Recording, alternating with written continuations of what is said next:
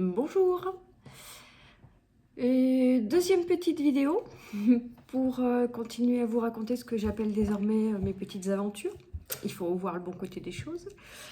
Lorsqu'on est en aventure, on est en apprentissage. Donc je pense que ce que je suis en train de vivre est un apprentissage. C'est la raison pour laquelle j'ai très envie de vous le partager.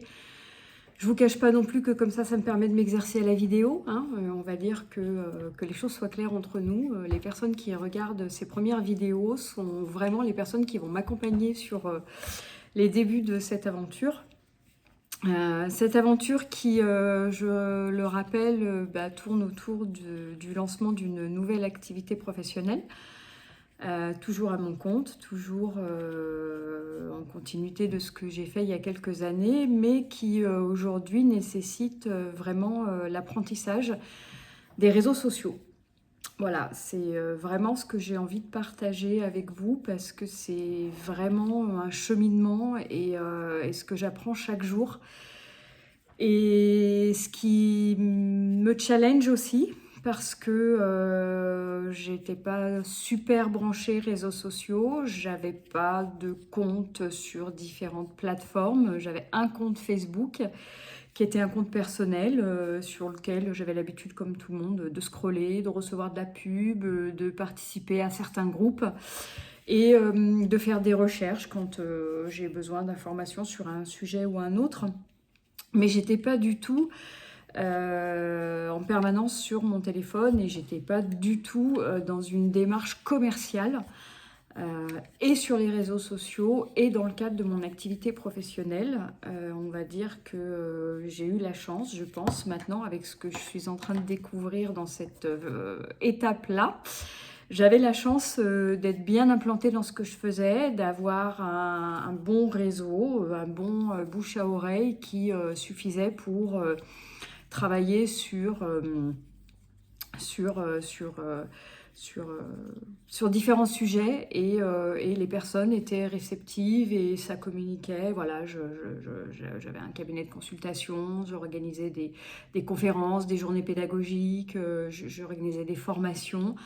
Des soirées à thème et des ateliers de méditation et en fait tout ça vivait vraiment sans avoir besoin de faire appel aux réseaux sociaux. Voilà ce qui me projette il y a quelques années en arrière dans mais comment faisions-nous avant pour communiquer sur nos offres, sur ce qu'on faisait. Bon, alors j'essaye de me plonger dans ma mémoire et de me souvenir un petit peu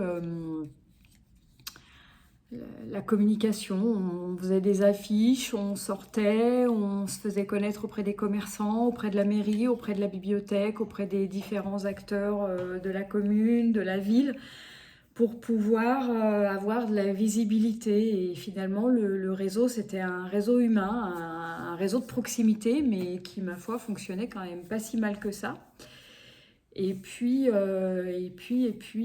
j'ai plus forcément eu besoin après de devoir entretenir une communication de réseau pour promouvoir mes différentes activités. Voilà, donc j'ai arrêté toutes ces activités il y a 5 ans, je me suis mis à l'écart, j'ai fait autre chose, j'ai avancé sur d'autres choses et puis voilà, un petit temps de recul, d'introspection, de réflexion sur soi, de vivre d'autres choses, d'autres aventures. Et puis, il y a un moment donné, je pense que quand on a l'esprit entrepreneurial, on y revient. Et puis, la vie n'est pas finie. Tant qu'il y a de la vie, il y a de la vie. Tant qu'il y a du souffle, il y a de la vie. Donc allons-y.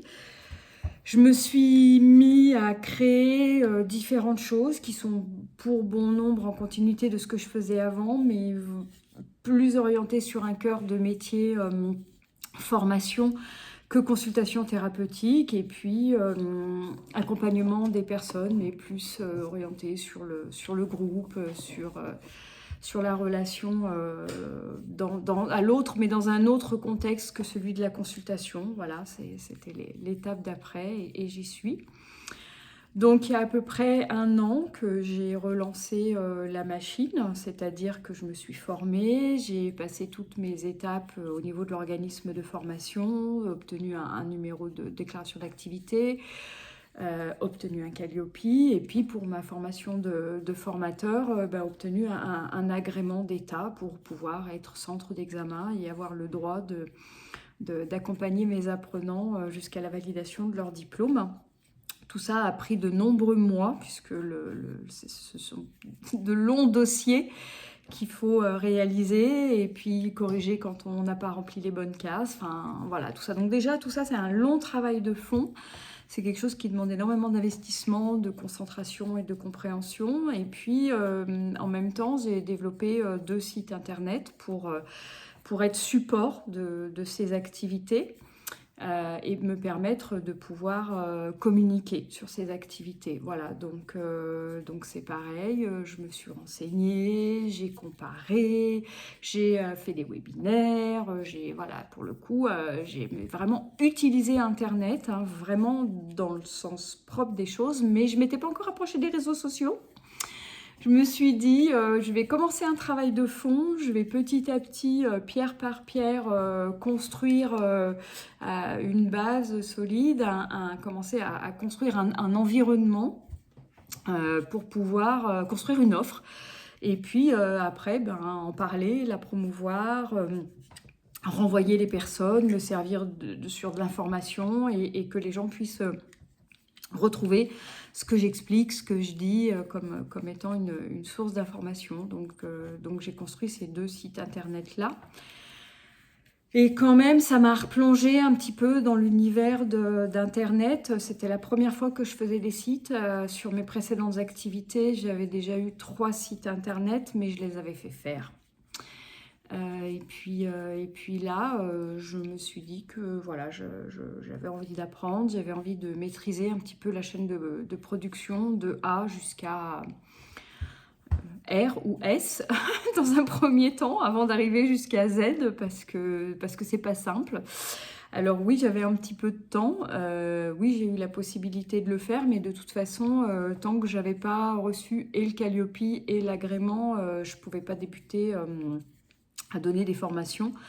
Donc j'ai utilisé ce temps pour créer les sites internet. Voilà, donc petit à petit, c'est ce que j'ai fait. Donc maintenant, il y a 2 sites internet qui sont en ligne.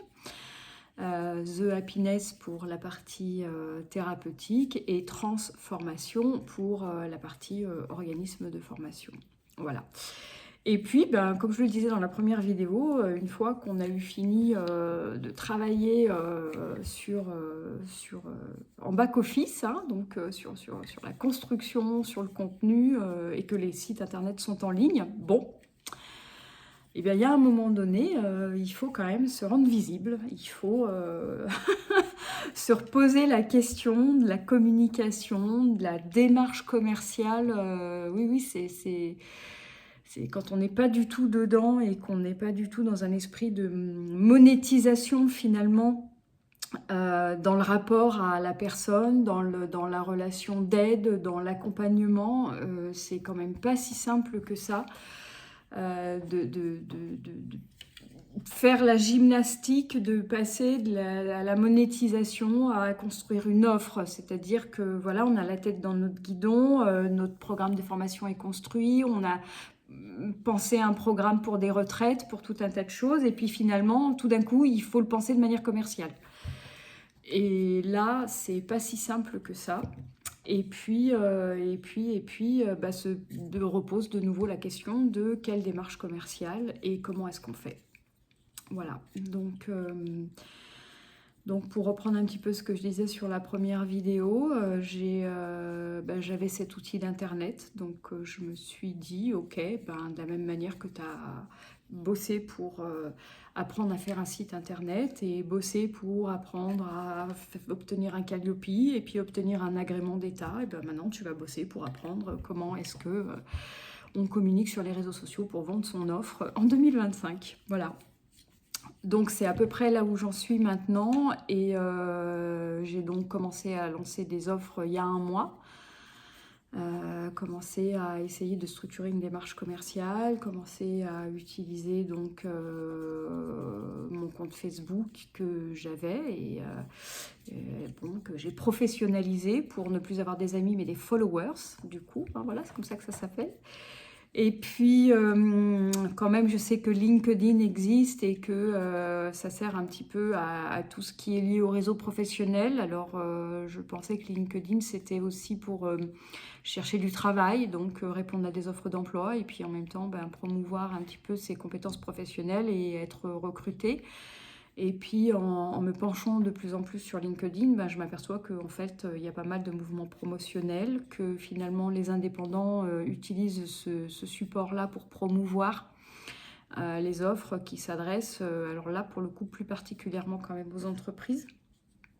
Donc j'ai développé voilà, un petit peu LinkedIn, c'est-à-dire que j'ai essayé de rendre mon profil un petit peu plus attractif, comme ils disent, et plus professionnel. Voilà, puisque quand même j'ai un organisme de formation qui je vais m'adresser à des différents partenaires et donc accompagner des personnes sur un titre professionnel de formateur pour adultes. Donc je pense que LinkedIn c'est quand même pas mal dans cette énergie-là. Voilà. Et puis parallèlement, Instagram. Donc vraiment là, j'ai créé un compte Instagram puisque je n'avais pas non plus du tout de compte Instagram. Donc je suis partie de 0 followers. Donc en essayant d'en comprendre l'énergie, de comprendre la différence entre les différents réseaux, comment est-ce que ça s'utilise, comment est-ce qu'on communique. Qu'est-ce que les personnes qui sont sur ce réseau ont envie de voir, envie d'entendre, comment capter l'attention. Voilà, ça y est, je commence à parler comme eux. En même temps, très scolaire, j'ai suivi plein de webinaires, plein de tutos, plein de vidéos sur YouTube. J'ai aussi passé beaucoup de temps sur ces réseaux-là pour observer, comprendre, échanger, communiquer. Et ça occupe quand même pas mal de temps dans mes journées. Voilà, donc au bout d'un mois, le bilan.